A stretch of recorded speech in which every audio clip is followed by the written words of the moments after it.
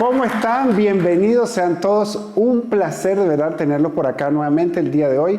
Es un placer tener caras nuevas, caras que tenía mucho tiempo que no veía. Estoy tan contento de estar aquí. Le doy las gracias a Mauricio por haberme dado la oportunidad de poder compartir este mensaje, participar en esta serie que me parece que está maravillosa. Estamos en la tercera parte de la serie que se llama Oraciones con letras rojas. ¿De dónde sale esto de oraciones con letras rojas? Bueno, para poner un poquito en contexto, en algunas Biblias modernas, cuando habla Jesús, sus palabras están resaltadas en letras rojas para distinguirlo de otras personas que estaban hablando o del historiador, de quien estaba escribiendo la historia en la Biblia. Y me parece algo maravilloso, por lo menos a mí me parece maravilloso y fascinante. Cada vez que leo la Biblia y veo las letras rojas, yo siento que es Jesús que me está hablando directamente a mí, que yo estoy sentado junto a Él y me está hablando y estamos teniendo una conversación. Por eso me parece tan fascinante ver esas letras rojas en la Biblia. Y bueno, ya hemos visto dos partes. Y para hacerlo, María Valentina hizo un pequeño resumen, pero yo quiero que repasemos para que veamos cómo se va manejando esta serie y cómo se conecta con lo que yo voy a hablar el día de hoy. En la primera parte estuvimos hablando acerca de cómo debíamos orar, cómo era la forma correcta en la que nosotros debíamos orar.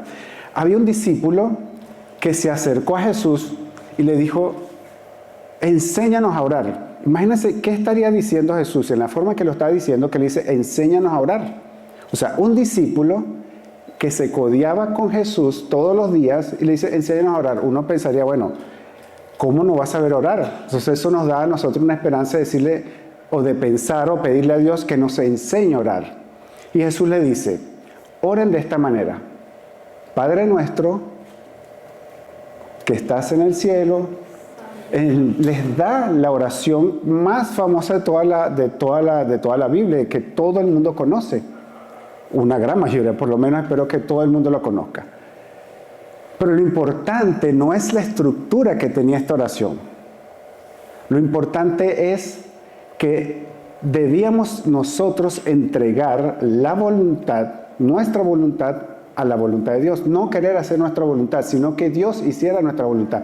Ese era el punto principal de la primera parte. Y la segunda parte que tuvimos la semana pasada estuvo súper interesante. ¿Cuántos de nosotros aquí no hemos orado para que cambien nuestras circunstancias? Siempre oramos que cambien nuestras circunstancias. Por favor, Diosito, dame un trabajo. O que me vaya bien en esta entrevista. O que sácame de este trabajo en el que estoy ahora. O que mi esposa en la noche no vaya a quemar la cena. Todos oramos para que nuestras circunstancias cambien. Todos. Y uno pensaría, bueno, pero ¿estará mal o estará bien esto? Está bien. Está bien que nosotros oremos para que cambien nuestras circunstancias. Jesús también lo hizo. Justo antes de que lo arrestaran, Jesús estaba orando, pidiéndole a Dios que cambiara sus circunstancias. Él sabía lo que le esperaba. Él sabía que dentro de poco iba a morir, lo iban a torturar, iba a pasar un tiempo terrible. Y le estaba pidiendo a Dios que lo cambiara, que cambiara sus circunstancias, pero Dios no cambió la circunstancia. Dios lo cambió a Él.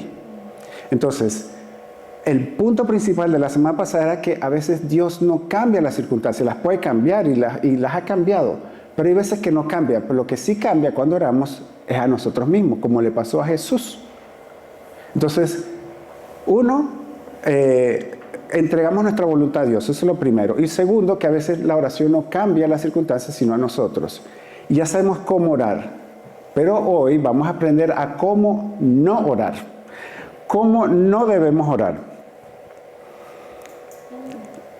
Y además de saber cómo no orar, al final les voy a dar un punto maravilloso de cómo Dios nos da la libertad de vivir nuestras vidas. Es algo demasiado maravilloso.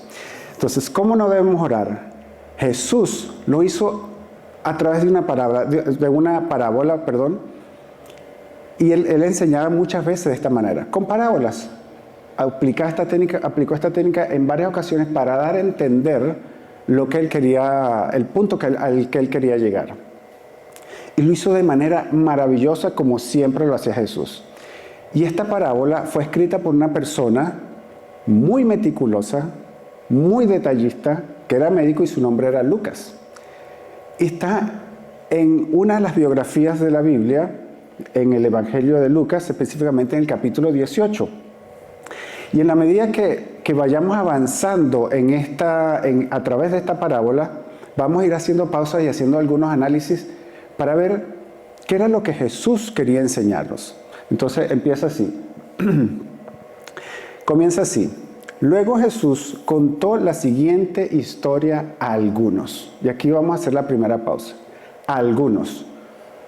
No le está hablando a todo el mundo de manera generalizada, sino a algunos. Y algunos de los que estamos aquí vamos a poder identificarnos, vamos a poder decir, mira, yo soy así. Otros van a decir, definitivamente yo no soy así. Pero no le estaba hablando a todo el mundo. Y continúa diciendo, luego Jesús contó la siguiente historia a algunos que tenían mucha confianza en su propia rectitud y despreciaban a los demás. En otras palabras, esta parábola está dirigida a aquellas personas que eran orgullosas y menospreciadoras. Entonces, aquí estas dos actitudes, que es la que quiero que veamos el día de hoy, a ver si vamos con la siguiente. La siguiente, ahí. Orgullo y menosprecio. Las personas orgullosas son esas que se creen que son mejores que los demás. O sea, yo me conozco la Biblia, yo me porto bien y nadie se porta igual que yo. Y los que menosprecian ven a otros como menos de lo que ellos son. Como él no viene tanto a la iglesia, como que él no asista, que no contribuye, que no, empiezan a menospreciar a otros porque no se comportan como él se comporta. Entonces la parábola está dirigida a estas dos clases de personas. Pero yo creo que todos en algún momento nos hemos sentido así, porque nos hace sentir bien. Cuando alguien no hace algo tan bueno, nosotros nos sentimos bien. Nosotros queremos que los demás le vaya bien hasta el punto que no nos supera a nosotros. Está bien que le vaya bien, pero no que nos sobrepase a nosotros. Y todos hemos tenido esta clase de actitudes, donde menospreciamos a otros porque simplemente no hacen las cosas que hacemos, porque no vino a la iglesia, porque se prefirió quedarse dormido y no venir a la iglesia, porque, no sé, mira, se fue de fiesta anoche. Todos empezamos a juzgar. En algún momento tenemos estas dos actitudes. Pero vamos a seguir leyendo lo que dice la parábola. Y dice, 2 hombres fueron al templo a orar. Uno era fariseo y el otro era un despreciado cobrador de impuestos. El fariseo, de pie apartado de los demás, hizo la siguiente oración.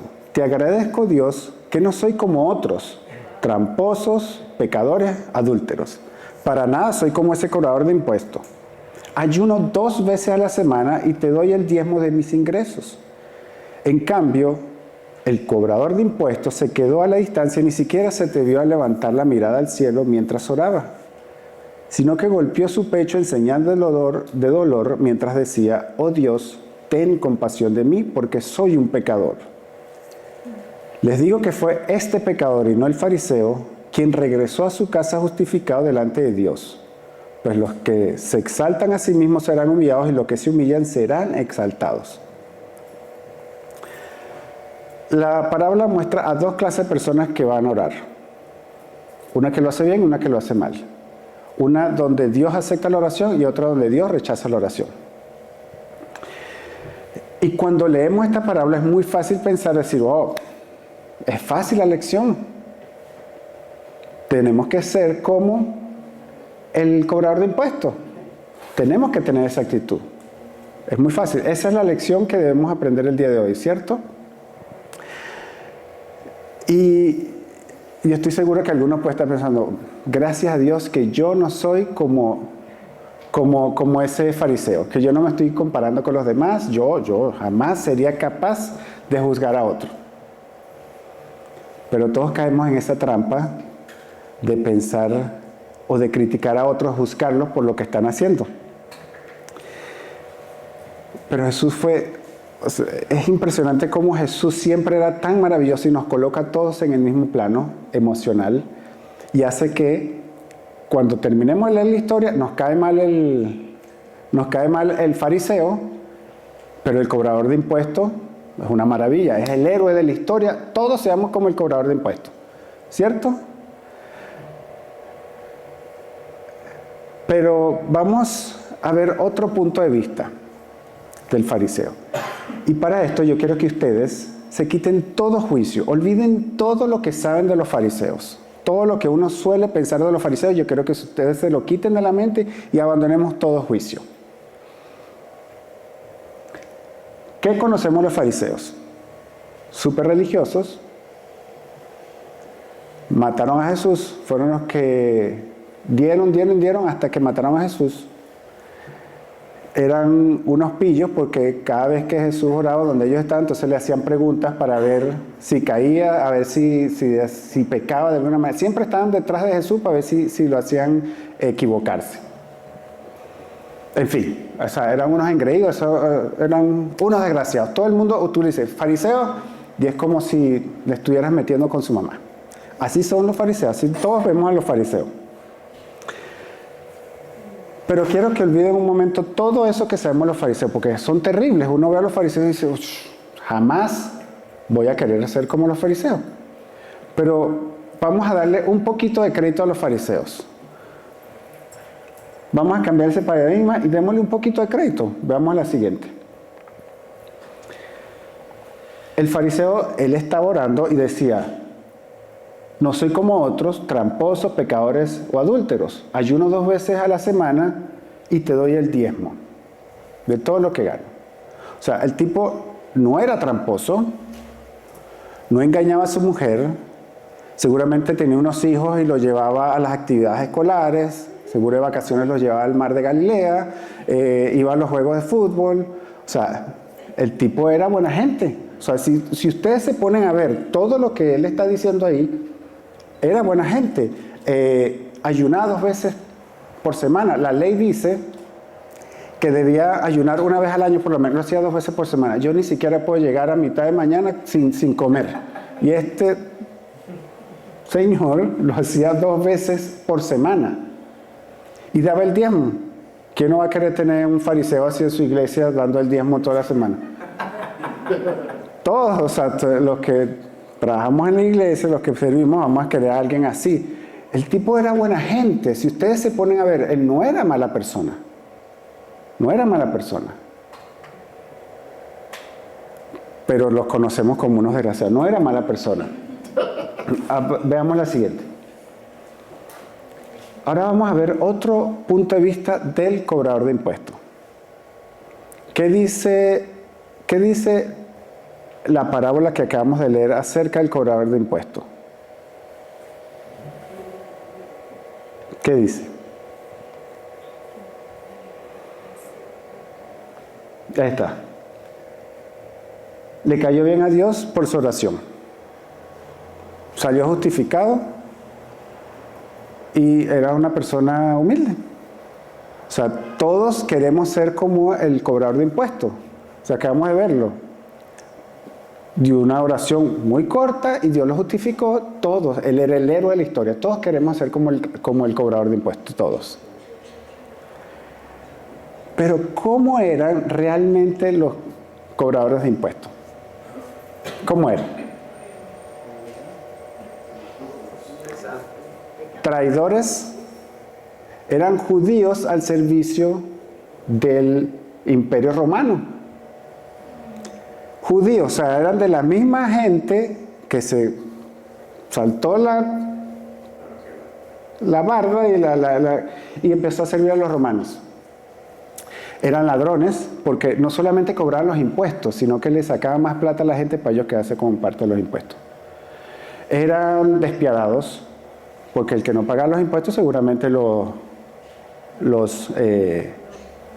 castigaban. Y eran despilfarradores. Seguramente esa plata no le iban a hacer en buenas obras. Seguramente se iban de fiesta, con mujeres, Alcohol, droga, comida, todo, cualquier cantidad de cosas que usted se pueda imaginar. Así eran los cobradores de impuestos. No ese que salió justificado. Estos, así eran verdaderamente los recaudadores de impuestos. Cuando yo estaba leyendo esto, yo me imagino la cara, siempre se me viene a la mente cuando Jesús pasó y vio a Mateo cobrando los impuestos y dijo, me parece que este puede ser bueno para nuestro equipo. Mateo, vamos, sígueme. ¿Sí podrán imaginar la cara de todos los demás con este currículum y vamos a integrarlo nosotros ahora al equipo de los 12? O sea, ¿quién quiere ser así? O sea, ese es el héroe de la historia. Ahora, si nosotros ponemos a estas dos personas una al lado de la otra, ponemos al recaudador de impuestos, al cobrador de impuestos, traidor, despilfarrador, desgraciado, todo. Y ponemos al fariseo que está descrito aquí, o nos ponemos a nosotros, que venimos a la iglesia, nos portamos bien, somos fieles. ¿A quién va a escuchar a Dios? ¿A esta persona, al recaudador de impuestos, o al fariseo?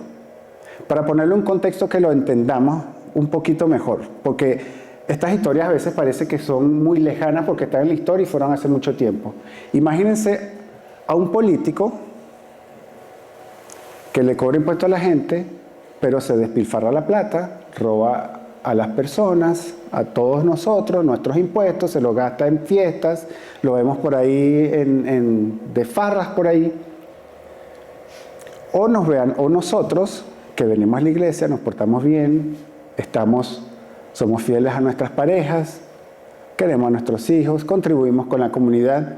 ¿A quién va a escuchar a Dios? ¿A este político que acabó con un país? Cualquier parecido con la realidad de verdad es pura coincidencia. ¿A este político que acabó con un país? ¿O a nosotros? ¿A quién va a escuchar a Dios? A nosotros, ¿no es cierto? Porque yo soy buena gente, porque yo soy el bueno. ¿Cómo va a escuchar a este político si el desgraciado ni siquiera va para la iglesia? Se la pasa haciendo cualquier cantidad de cosas inimaginables. ¿No es cierto que pensamos que a nosotros que nos va a escuchar?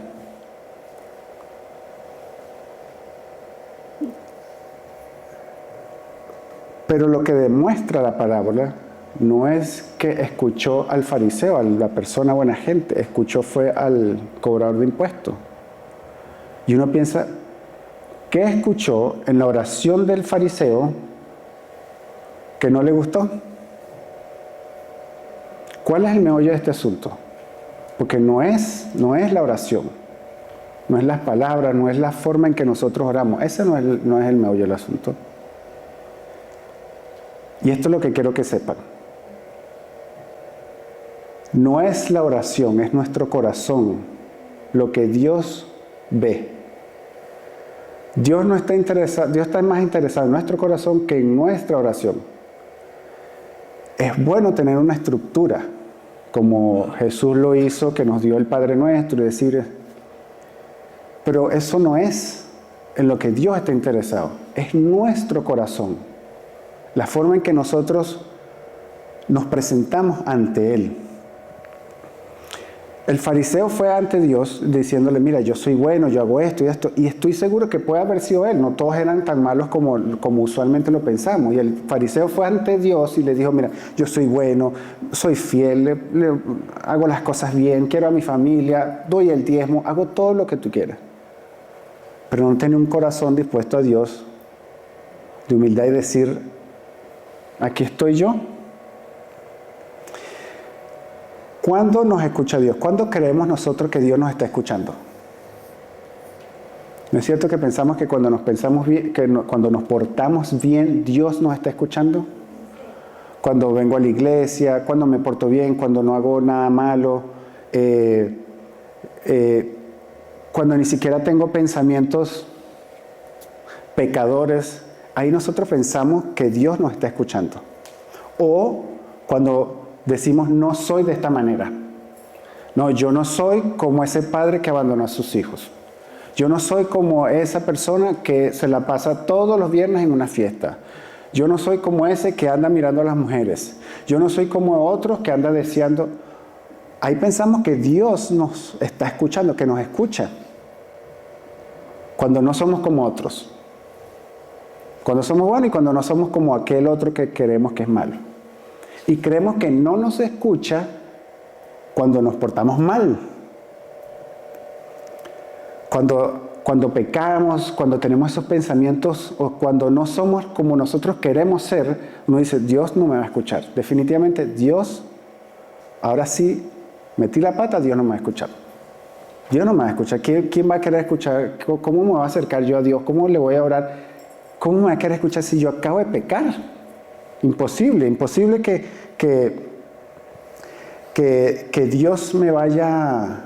Que Dios me vaya a escuchar, me vaya a aceptar. Es imposible. Pero el cobrador de impuestos entendió.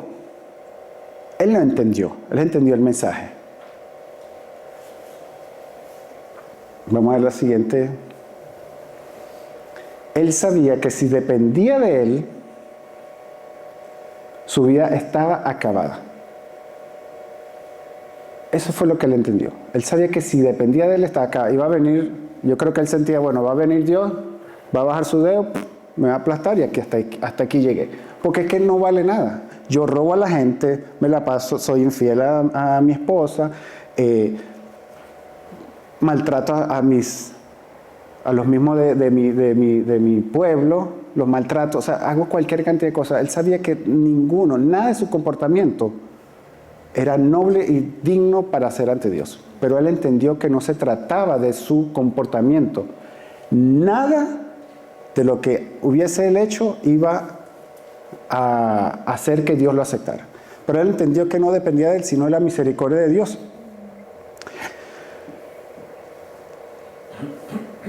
Ahora veamos qué fue lo que hizo el cobrador de impuestos.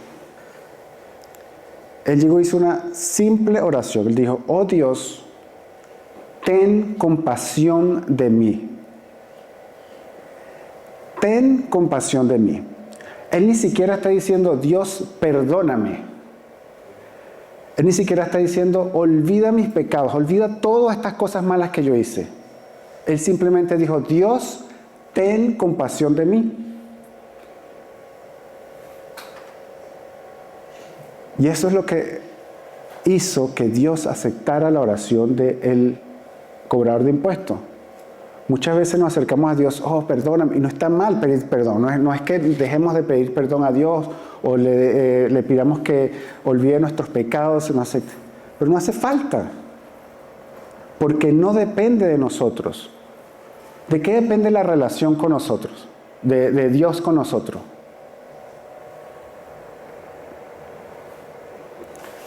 De la misericordia de Dios, eso es lo único. Porque no hay nada que nosotros hagamos que haga que Dios no nos vaya a aceptar, o nos vaya a rechazar, mejor dicho. Y solemos pensar, mira, si yo hago las cosas bien, si yo me porto bien, seguramente Dios me va a escuchar. Estamos tan condicionados de esa manera, porque yo creo que a través de toda nuestra vida siempre fuimos condicionados así. Si nosotros nos portamos bien, y lo hacemos con nuestros hijos, los que tienen hijos, si se portan bien, tienen la recompensa. Si se portan mal, no tienen la recompensa. Y entonces así nos vamos manejando a través de la vida, si vamos teniendo esa relación con Dios, de que si lo hago bien, Dios me escucha y me va a recompensar, y si lo hago mal, no me va a escuchar. Y si no me creen que es así, vamos a ver un ejemplo. ¿Qué pasaría si?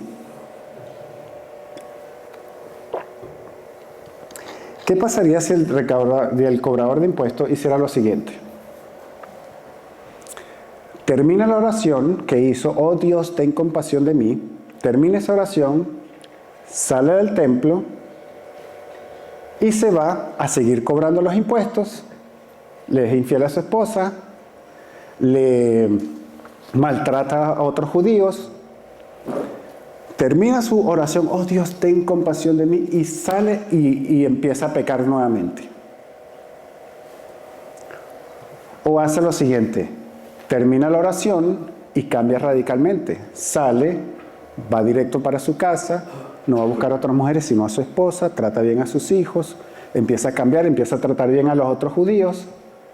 ¿Cuándo va a escuchar a Dios? A este cobrador de impuestos. Cuando salió de hacer esa oración y se fue a pecar, o cuando salió del templo y hizo esa oración y se portó bien. ¿Cuándo creen ustedes que Dios lo va a escuchar? Solemos pensar que lo va a escuchar cuando sale del templo y cambió y se empezó a portar bien. Eso es lo que solemos pensar, porque estamos condicionados a eso. Pero no depende de nosotros. Y así nos vamos manejando por la vida pensando que nuestro comportamiento va a ser que Dios nos escuche. Y esta es la parte que yo les decía a un principio, que Dios nos da una libertad que es inimaginable. Y es quizás un poco controversial, y yo lo conversaba con Mauricio más temprano. No importa lo que nosotros hagamos, Dios nos va a escuchar. No importa si nosotros, al salir de aquí, alguien sale de aquí y va y le es infiel a su esposa el domingo y después de eso dice, Dios no me va a escuchar por esto, porque acabo de salir a la iglesia, fui a pecar y Dios, ¿cómo me va a escuchar Dios si ni siquiera me esforcé? Como el cobrador de impuestos, ni siquiera se esforzó en la semana por hacer el bien. Eso no importa.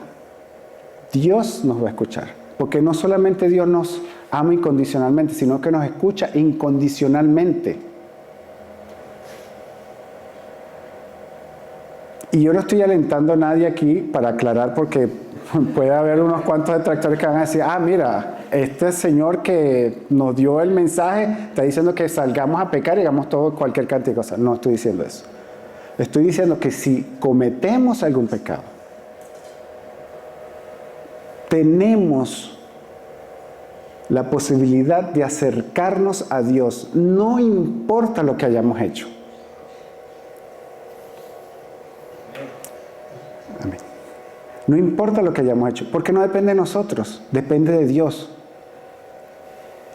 Porque Dios amó tanto al mundo que dio a su único Hijo para que nosotros fuéramos salvos. Eso demuestra que podemos acercarnos a Dios no importa lo que nosotros hagamos. No importa lo que pensemos, no importa las acciones que queramos. Así salgamos de aquí, hagamos lo que sea, vamos a poder venir la semana que viene. Vamos a poder llegar en la noche, sentarnos a orar con Dios. Vamos a poder hablar y acercarnos a Él. ¿Qué quiero que hagan esta semana? Acérquense a Dios.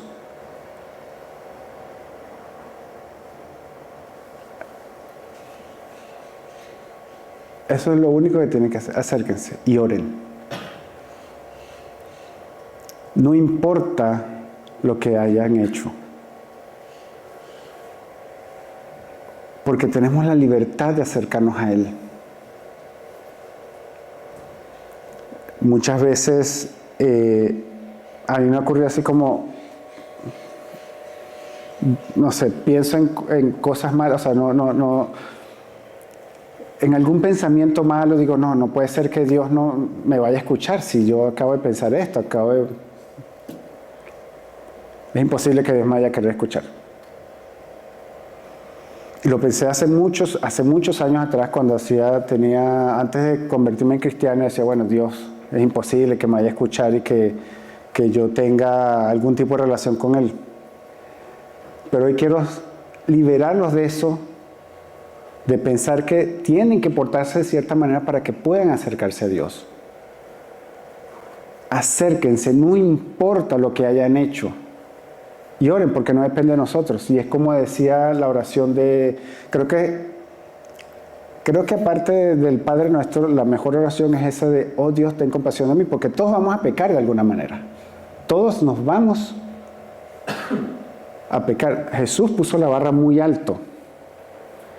Decía, hasta si tú piensas, ni siquiera tienes que salir con otra persona y ser infiel en físico, sino que si lo pensaste y fuiste infiel en el pensamiento, ya pecaste. Entonces todos vamos a pecar, es imposible que no pequemos. Entonces, el punto de todo el mensaje de esta tercera parte, de cómo no orar, no es presentarnos ante Dios justificando nuestros actos y diciendo yo fui bueno, yo hice esto. No, es acercarnos a Dios y decir, ten piedad de mí, ten compasión de mí, porque de cualquier manera voy a meter la pata, aunque no nos demos cuenta. Así que vamos a orar y darle gracias a Dios.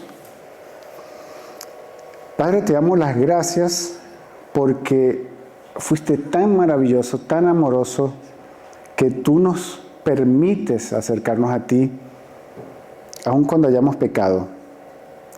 Tú nos amas tanto que diste a tu único Hijo Jesús para que nosotros pudiéramos ser salvos. Te damos las gracias por tener compasión de nosotros, por escucharnos, por amarnos incondicionalmente y escucharnos incondicionalmente, Señor. Te pido que siempre nos acompañes, que siempre estés ahí con nosotros. En el nombre de Jesús. Amén.